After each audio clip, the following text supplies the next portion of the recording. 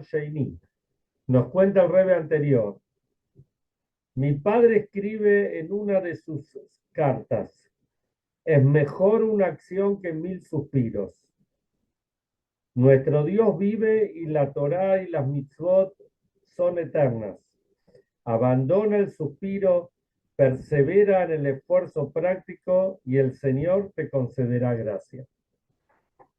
O sea que en el judaísmo, y esto es lo que el Hasidut enfatiza tanto, lo más importante es la acción. Y uno puede suspirar, quejarse, decir yo quería, yo quiero, ¿cuántas veces decimos? Hay que ir a la práctica y llevarlo a la práctica y hacerlo. Bueno, siendo que nos encontramos ya en la semana de Purim, en la cuenta retroactiva, eh, es un buen momento para empezar a reflexionar sobre qué es Purim y cuál es la idea y por qué es tan actual Purim. Y vamos a tomar algunos párrafos que trae el Talmud. ¿Qué tal, Marcelo? Vamos a tomar algunos párrafos que trae el Talmud del tratado de Megilá. Hay todo un tratado que habla sobre lo que es Purim y sobre cuestiones más profundas, parte de la historia, y nos va contando muchas cosas.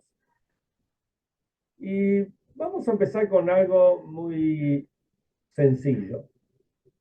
Vamos a hacer un ejercicio por ahí un ejercicio histórico en nuestras vidas. Desde cuando éramos chicos hasta ahora. Y cuando pensamos en Purim, ¿qué pensamos? ¿Qué es Purim? ¿Qué nos viene a la mente? Bueno, nos vienen los disfraces, depende digamos, la historia de cada uno, de qué familia uno viene, pero en general nos vienen los disfraces, las caretas, eh, los bailes, la reina Esther, eh, estar en el templo y golpear cuando se dice amán, ¿no es cierto? Todas esas cosas. La comida de Purim, entregar los regalitos de Purim, la tzedaká de Purim, obviamente la lectura de la Megilá, depende de cada uno, cuándo era, cómo era, pero hay algo que o lo vimos o escuchamos y que llama la atención. También vemos a veces a la gente que se pasa un poco o mucho de copas en Purim. Pero si uno dice, ¿y de dónde viene esto? ¿Está bien? ¿No está bien? Esto viene del Talmud mismo. El Talmud dice, la persona tiene que eh, embriagarse en Purim hasta no poder reconocer entre Baruch Mordejai y Arur Amán, hasta no poder reconocer entre bendito Mordejai y maldito Amán. O sea que está, como dicen hoy en día, está dado vuelta en serio. ¿Es así realmente? En el Talmud también está la discusión si se refiere que realmente hay que tomar mucho o es tomar poco, pero un hacer de cuenta. Pero como sea, tenemos que entender el concepto. ¿Cuál es el concepto de todo esto? Después tenemos otro tema interesante, las fiestas. Si uno mira las festividades, va a ver que las festividades tienen el nombre de las festividades por algún suceso, algún hecho que pasó en la festividad misma. Por ejemplo, el mes que viene Pesaj. ¿Por qué se llama Pesaj? Pesaj porque Hashem saltó y salteó las casas de los Yehudim. Entendemos, Pesaj resalta el milagro, uno de los milagros de Pesaj. Después viene Shavuot. Shavuot tiene que ver con las 7 semanas, los preparativos, Shavuot quiere decir semanas, los preparativos para recibir la Torá, etc. O sea, escuchamos la palabra Shavuot y ya nos preparamos para recibir la Torá. Está buenísimo. Sukkot, por la protección de Hashem, está todo bueno. Rosh Hashanah, Yom Kippur, etc. Todo resalta o representa lo que la fiesta es en sí. Ahora, Purim, ¿qué es el nombre Purim?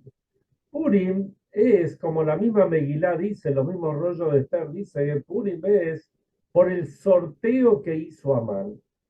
¿Para qué hizo Amán el sorteo? El sorteo no era por un pasaje al Rebe, o por un pasaje a Israel, o por el 0 kilómetro, a ver quién sacaba la llave. El sorteo era para ver cuándo iban a matar a todos los judíos de acuerdo a la orden de Amán. Entonces, ¿cómo llamamos a una fiesta, a una festividad con un nombre que el nombre representa, uno habla de Purim, alegría, todo, etcétera, emborracharse, etcétera. Y por otro lado, la palabra Purim representa lo que Hasbe Shalom podría haber sido lo que Amán quería, el exterminio del pueblo de Israel. Puede haber tenido otro nombre, puede haber tenido Hag Mordejai de Esther, la festividad de Mordejai y Esther, o cualquier otra pregunta otro nombre, faltan nombres para poner. Y después viene una pregunta todavía más fuerte. El día más santo del año para nosotros, para el pueblo de Israel, más aún, no simplemente para el pueblo de Israel, es el Yom Kippur, que está escrito en la Torá. No vamos a hablar ahora de Yom Kippur, pero todos sabemos lo que Yom Kippur es. ¿Cómo se llama? ¿Qué representa? Si desmenuzamos la palabra Yom Kippur, o como está escrito en la Torá, Yom Kippurim, entonces es un día que está, el nombre de Purim está encerrado en Purim, en Yom Kippurim. Es el día que se compara a Purim. Más aún, comparamos Yom Kippur a Purim, que decir que Purim está en un nivel superior. Entonces, por un lado, Purim podría representar Hasbe Shalom, la desgracia. Por otro lado, Yom HaKippurim, como Purim. ¿Cómo es todo esto? Vamos a empezar a analizar el tema y es realmente muy... Cuando empezamos a desmenuzar, vamos a ver lo rico que es el tema y lo exacto que es. Empecemos por el principio. En Purim leemos la Megilat Esther. La Megilat Esther empieza con las palabras Vayehi bimei Hashverosh. Fue los días de Hashverosh. Hu Hashverosh. Él es Hashverosh. Amolech meodu beat Kush. Que él reinaba desde Hodu. Hodu es India y Kush es Etiopía. Sheva Beesrim Umea Medina. 127 países. ¿Qué tal, Eduardo? ¿Cómo va? Reinaba sobre 127 países. Y después se empieza a contar que él hizo una super fiesta. La fiesta duró un montón de días. Y esa fiesta había de todo. Había manjares. Y había la parafernalia que estaba, como fue armado, había, hasta se puede decir, como hoy lo llamaríamos, un wedding planner. Había alguien que se ocupaba de que cada uno reciba lo que él quería. No solamente eso, sino que todo el mundo fue invitado. Reyes, duques, príncipes, qué sé yo, toda la alta alcurnia, todos fueron invitados. Incluso los Yehudim fueron invitados. Y no solamente que los Yehudim fueron invitados, sino que incluso se les sirvió callar, como sea, lo voy a explicar. La primera pregunta es, ¿para qué nos muestra a nosotros la Megilá? ¿Qué nos interesa a nosotros saber que saber que Ahasverosh era el rey de 127 países, bueno, está bueno. Así entendemos el contexto de la situación. Pero ¿para qué nos tiene que contar con lujo de detalles que había pisos de mármol, que había guirnaldas de todos los colores y de oro, plata, de hilo, turquesa y carmesí y púrpura y lino y todos los tapices y todo lo que se nos puede ocurrir? Todo había ahí en Shushan, en la ciudad y capital. ¿Qué nos, qué nos interesa a nosotros? Y la respuesta es la siguiente. El análisis es el siguiente. La primera pregunta, ¿por qué dice, y fue los días de Ahasverosh? Este era Ahasverosh, Ahasverosh. ¿Para qué tiene que repetir? Hubiese dicho, fue los días de Ahasverosh, que reinaba desde de India hasta Etiopía, 127 naciones. Explica Rashi, Ahasverosh. Ahasverosh también viene de la palabra Rasha. Este fue el Rasha del principio hasta el final. Y lo que nos cuenta este rey, lo que nos cuenta la Megilá desde el principio, quiere decir que ya del principio mostró la maldad que él tenía. ¿Cómo mostró la maldad? Vamos a ponernos en contexto. Dice ahí la Megilá que este era el tercer, todo esto lo trae el Talmud, digamos, en algunas partes. Este era el tercer año de su reinado.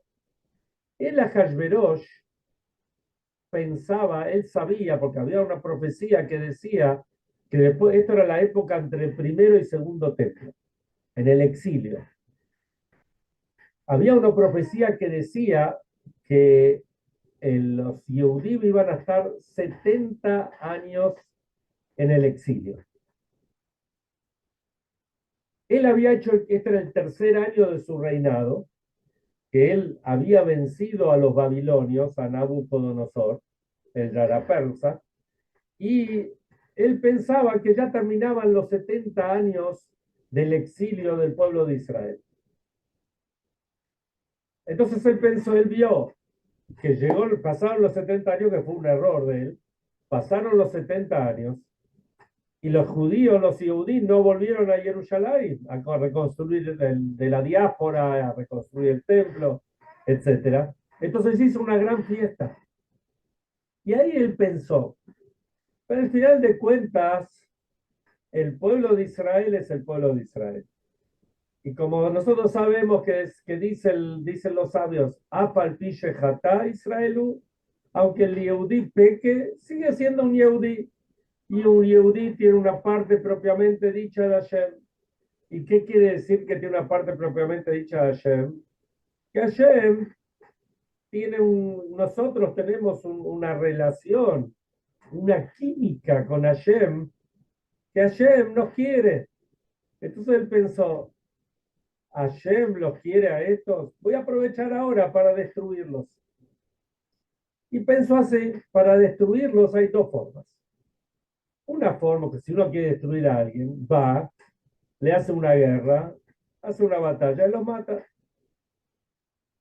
Y él pensó, no, esto no sirve, voy a buscar otra forma. Voy a hacer de una forma que ellos se sientan partícipes de la sociedad, de nuestra sociedad en la que él vivía, y de esa forma se van a asimilar y se van a perder.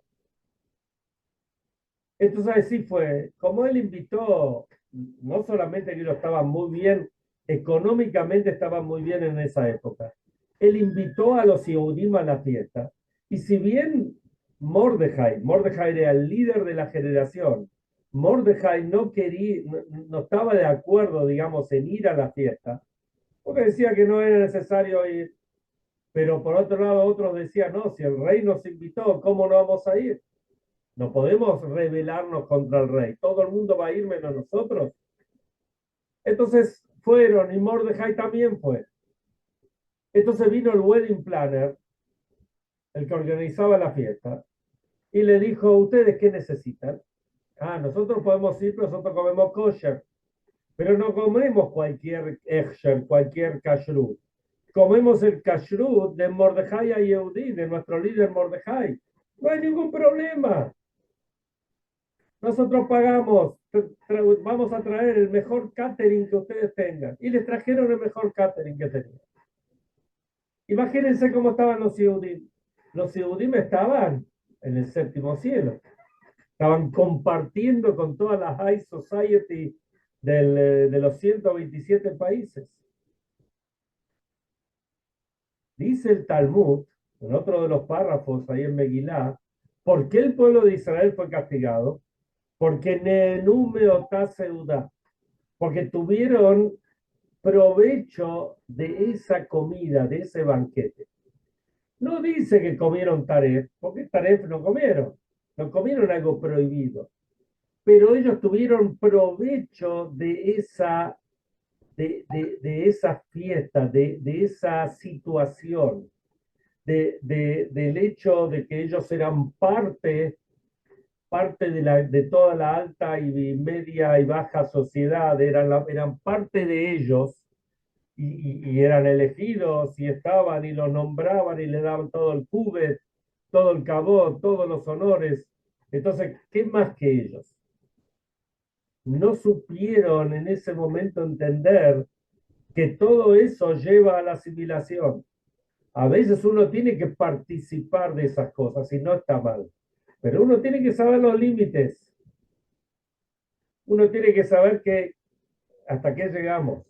Está bien, lo que tengo obligación de hacer lo hago, pero no me tengo que pasar más que eso. Y fíjense hoy en día lo que pasa. Hoy en día nosotros lo hemos hablado muchas veces. ¿Cuántos judíos hay? Y todos los años nos preguntamos cuántos judíos hay. Y siempre la cantidad es la misma o baja. ¿Cómo puede ser? ¿Cómo puede ser? Nosotros que más o menos estamos rondando los 70, los que estamos acá presentes, pero por ahí algunos tienen un poco menos, otros tienen un poco más. Siempre escuchamos lo mismo, no cambia. ¿Se acuerdan cuando era el Mundial de Fútbol? Hace menos de 50 años atrás. ¿Cuánto éramos? 25 millones de argentinos. Ahí estaba la canción del Mundial. Y hoy y eso que acá el promedio de natalidad no es muy alto. Sin embargo, hoy, después de casi 50 años, solamente a los 50 años vamos a hacer 50 millones. 50 años del Mundial, más o menos. Y en los judíos somos siempre igual. Siempre somos 14, 15, 16, no cambiamos de eso. Quiere decir que desgraciadamente, hay una asimilación muy grande. Y esta asimilación es lo que pasaba en Purim. Entonces, ¿qué fue lo que decidieron los Yehudí? Especialmente después del decreto de Amán, de aniquilar a todo el pueblo de Israel en un solo día, cosa que nunca pasó. O sea, así como por un lado estaban súper integrados a la comunidad, nunca pasó que haya habido un decreto de aniquilar a todos los Yehudim, porque los Yehudim vivían en esos 127 países, no había Yehudim en otro lado. Está traído que es un Gesed, es una bondad de Hashem, que Hashem nos dispersó por todo el mundo para poder protegernos unos a los otros. Pero en esta ocasión todos iban a ser aniquilados. Y ahí había dos posibilidades también. Estaba la posibilidad de decir, bueno, ya que estamos asimilados, nos asimilamos del todo. Hay que arrodillarse, hay que prosternarse, hay que sumar la cultura, ingresar a la cultura y a la idolatría de estos persas. Vamos a hacerlo con tal de salvarnos. Y había otra opción, opción 2, o tal vez opción 1, seguir fieles a Hashem y a su Torah y a sus principios. Y todos los Yehudim aceptaron esto. Todos los Yehudim se juntaron y decidieron, nosotros seguimos a Hashem, nuestro Dios, y no vamos a cambiar. Y no queremos cambiar. Y así fue como esa unión hizo como dice en otro de los capítulos de la Megilá, que dice, Balaila a una de Dashnat Amelech, esa parte del capítulo que dice que el rey no podía dormirse. ¿Qué quiere decir que el rey no podía dormir? No podía dormir, no podía conciliar el sueño. Entonces ahí le trajeron el libro gordo con todos de los recuerdos, con todos los acontecimientos que sucedieron en su reinado. Y justo se abrió en el lugar donde decía que Mordejai lo había salvado de un complot que estaban complotando contra el rey. Entonces, justo ya preguntó, ¿se le hizo algo? Eh, ¿Se le digamos, premió a Mordejai con algo por haberme salvado la vida? Entonces dice que no. Entonces justo en ese momento vino Amán y le preguntó a Amán, ¿y vos qué harías? Entonces Amán dijo, yo lo pasearía con toda la ropa real, en el caballo real por toda la ciudad y proclamaría, así se le hace a la persona que el rey aprecia, etcétera, etcétera. Y ahí empezó el rey se despertó, se puede decir, y empezó la salvación del pueblo de Israel. Y después, bueno, Esther pidió por ellos, y bueno, como sigue la historia, recomendar leer la historia de Purim, la Megilá, que la pueden encontrar por todos lados, en internet, ni que hablar. Pero hay una explicación más profunda, que dice que Balaila Ush Nadedash Natamelech, ese día el rey no podía dormir.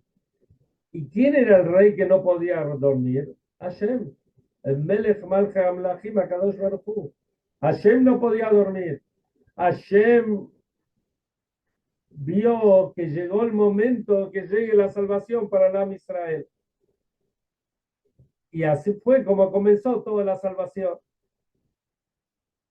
Entonces, cuando nosotros estamos unidos, nosotros nos mantenemos fieles a nuestra Torah, nuestras mitzvot, nuestros valores, nuestras costumbres, etc. Esto fortalece la conexión que tenemos con Hashem. Eso no quiere decir que tenemos que encerrarnos, que no podemos estar en el mundo. También podemos estar en el mundo. Estamos en el mundo. Comercializamos con el mundo. Es importante de repente tener conexiones con la política o diplomáticas el poder que sea, porque de esa forma se puede llegar a beneficiar a nuestra comunidad. Y eso no está mal, siempre y cuando sea legal, ¿no? Por supuesto, las cosas que se hacen. Pero uno tiene que saber mantenerse. Como dice que se me ocurre, como la historia de Aarón, un Mecorbán la Torá. Aarón acercaba a la gente a la Torá, no acomodar la Torá a la conveniencia de cada uno. Si nosotros tenemos que tratar con el gobierno, con el poder, hay que hacerlo. Hay una foto muy famosa que yo he visto, donde hay varios rabinos y dirigentes comunitarios en los años, creo que habrá sido fin de los años 40 o principio de los años 50, donde todos, seguramente algunos la vieron, que están con Perón, porque había problemas con el kashrut, con la carne. Entonces hubo toda una comitiva que le fue a hablar al presidente para solucionar este tema. Entonces, ¿qué vamos a decir? ¿Que está mal? ¿Que son gente que querían ir a estar con el poder? Hasbe Shalom, no podemos decir eso. Ellos fueron a interceder frente al presidente para tratar de acomodar la ley para que no haya problemas con el kashrut. Y Baruch Hashem, hasta hoy en día, tenemos que agradecer que estamos en un país donde podemos desarrollar nuestra religión y desarrollar nuestro kashrut. Pero que eso no nos lleve a darnos vuelta para otro lado, a no captar cuál es el mensaje. Por eso dice que a Hashverosh, desde el principio hasta el final, era un rayá, era un malvado. El principio, por todo lo que mostró, un detalle más, a Hashverosh, así trae el Talmud, él en la fiesta esa que hizo, que cuenta al principio la Megilá, él sacó los utensilios del templo, sacó las ropas de los Kohanim, del Kohen Gadol para mostrarlas. ¿Está bien? Que se mató la parte, miren lo que tengo, miren lo que soy. ¿Está bien? Pero eso no nos tiene que, todas esas cosas no nos tienen que nublar la vista, los ojos. Nosotros tenemos que tener el norte claro. Hay que saber dónde poner el freno. ¿No es cierto? Porque si no ponemos el pie en el freno, Hasbe Shalom, nos podemos estrellar. Y este es uno de los grandes mensajes de Purim. Por eso Purim es tan importante. Yom Kippur, Yom Kippurim. Yom Kippur es como el día de Purim. Purim es más alto en ese punto, porque Purim mostró el Mesirut Nefesh, el sacrificio este, tal cual, ¿no es cierto? El autosacrificio a lo que el pueblo de Israel estuvo dispuesto en aras de mantenerse judío. Porque cuando se nos entregó la Torá, y eso es lo que trae también la Megilá, cuando se nos entregó la Torá, vino de arriba para abajo, nos entregaron. Pero el Mesirut Nefesh, el mostrar que uno cumple la Torá con sacrificio y está dispuesto a todo, eso recién se mostró en Purim. Hasta Purim no lo tuvimos. Que sea la voluntad de Hashem, que nos preparemos a Purim como corresponde, y como dice la Megilá, que sea la Yehudim, Maitá, Orá, Besimchá, Besazón, Vikar, que los Yehudim tengan luz y alegría y regocijo y belleza que representan a la Torá, a los tefilín, a las festividades, todo a la alegría y que venga Mashiach.